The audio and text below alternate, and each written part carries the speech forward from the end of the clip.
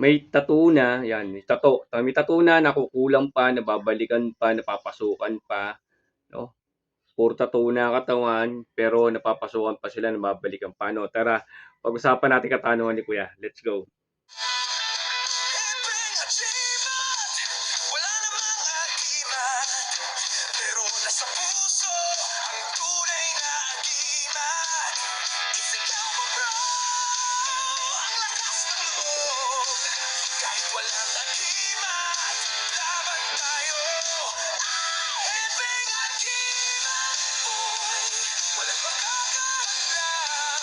Basta nasa puso, tunay na agimat. Yun, mapagpalang araw sa inyong lahat mga kagimat. Ito na naman yung kagimat, Sepi Agimat, Felix Agimat, pero wala namang agimat, nasa puso ang tunay na agimat. Yung mga agimat na may katanungan ng ating isang followers natin dito. Ito, tanong ni Kuya.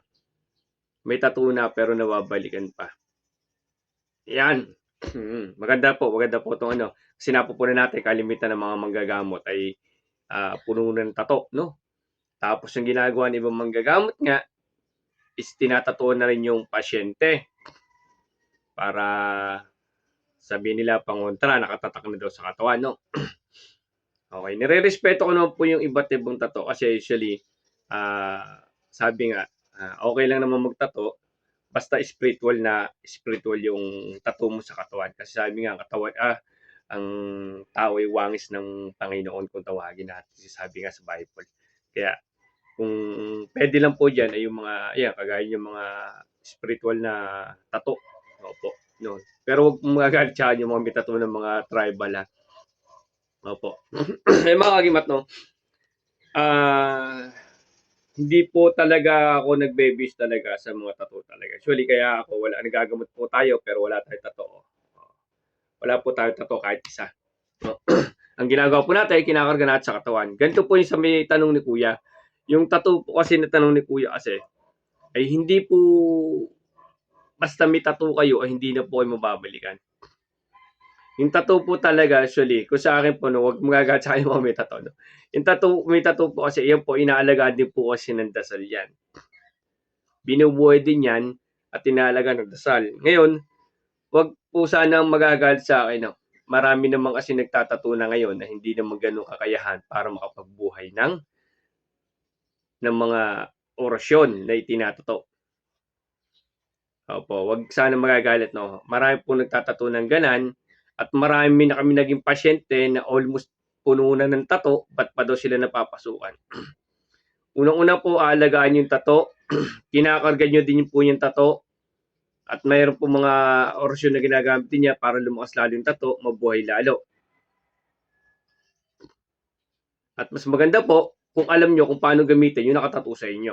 At paano tawagin sila pag ginagambala kayo. Ngayon po, sa part ng mga tato, kung ako po tatanungin nyo, mas advisable ko po yung kinakarga na lamang sa katawan, yung ginagawa namin, kaysa po itinatato. Pero pag kinarga sa katawan nyo at tinato sa inyo, kailangan po alam nyo kung paano gamitin to. Kailangan maituro sa inyo kung paano gamitin yung tinato sa inyo. Hindi po pwedeng tattoo lamang.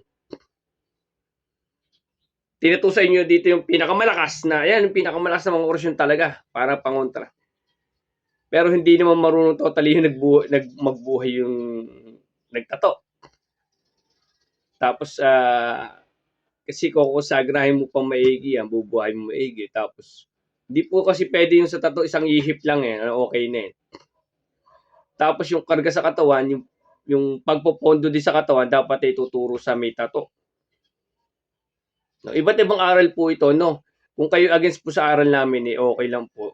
Skip lang po kayo, no? Oo. At alam ko naman dito sa tattoo na to, medyo maraming alma din. Kasi nga po, yung iba maraming tattoo talaga sa katawan. Pero yung iba is inaalagaan po nila. Meron kasi pagbubuhay niyan, meron pagpopondo niyan. Meron kasi pinopondo tayo sa katawan para lumakas yung tatong nakakarga sa atin. Tapos meron din kasing bilin niya, meron din pamilin, meron din kasing dapat idasal kayo para mabuhay lalo yan. Magpopondo po. Kung may pondong orasyon binigay sa inyo, mas maganda po magpondo kayo ng orasyon. Dagdag idea po sa ating mga kasamahan. Kung meron pondo ibibigay sa inyo na orasyon, pampalakas patin ko tsaka yung pondo, edi gamitin nyo po. No? Para dagdag idea lang po, hingin nyo po sa nagtatato sa inyo. Tapos,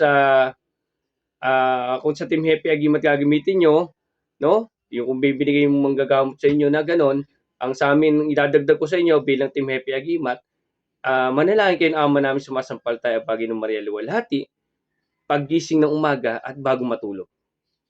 Yun, dagdag idea po no, para pa sa mga may tato. Hindi pwede kasing may tattoo kayo pero hindi naman kayo nagdadasal. Hindi nyo nilalapit sa Panginoon kasi God first talaga. Sa taas talaga muna magmumula ang ating pagtawag sa taas na hilingin natin bago tayo magdasal.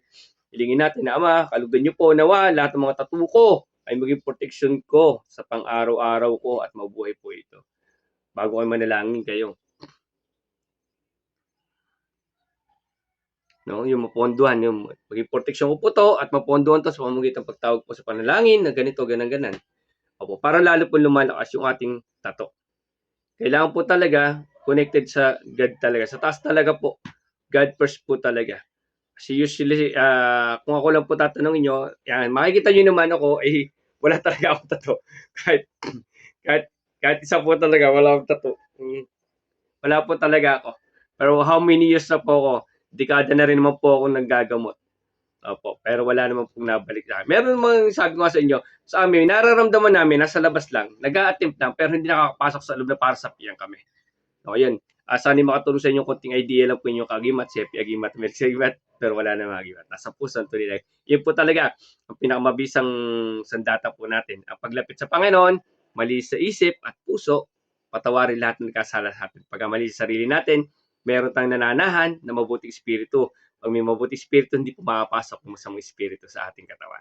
Maraming salamat. God bless po.